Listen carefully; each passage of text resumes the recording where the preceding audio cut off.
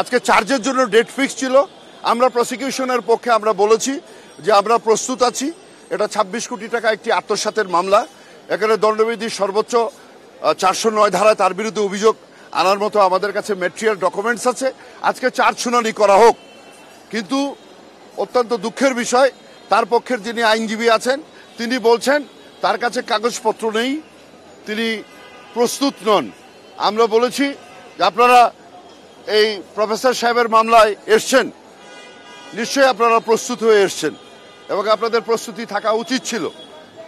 তো ওনারা ডকুমেন্টসের অজুহাতে তারা মাননীয় আদালতের কাছে সময়ের আবেদন করেছেন।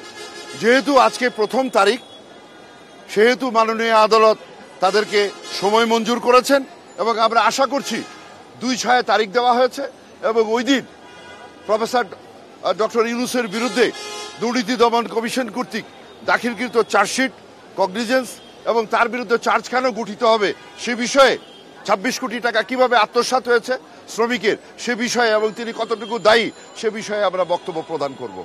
এটা স্পেশাল কেস, ফৌজদারি কার্যবিধি এবং 1958 ক্রিমিনাল ল অ্যামেন্ডমেন্ট অ্যাক্ট অনুসারে এটা পরিচালিত হচ্ছে এবং দুর্নীতি দমন কমিশনের যে আইনের ধারা আছে সেই মোতাবেক শিডিউলভুক্ত অপরাধ।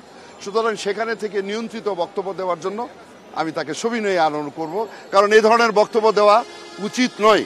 কারণ দুর্নীতি দমন কমিশন, তার পক্ষে প্রসিকিউটর অত্যন্ত মুক্তভাবে বই পুস্তকের আলোকে, রেকর্ডের আলোকে, নথির আলোকে ২৬ কোটি টাকা শ্রমিকের অর্থ আত্মসাতের আলোকে এই মামলা পরিচালিত হবে। আপনারা দেখবেন, দেশবাসী দেখবে, আমি সেই আলোকেই বক্তব্য দিচ্ছি। আমি তার কোনো বক্তব্য, তিনি প্রত্যেক দিনই কিন্তু এই ধরনের বক্তব্য দেন। গতকালকে তিনি বলেছেন এই মামলা ট্রান্সফার করার ক্ষমতা নেই। আজকে তিনি দরখাস্ত দিয়েছেন তাকে ট্রায়াল কমেন্সমেন্ট হওয়ার আগেই তাকে কাগজ দিতে হবে। এগুলো তো ঠিক না।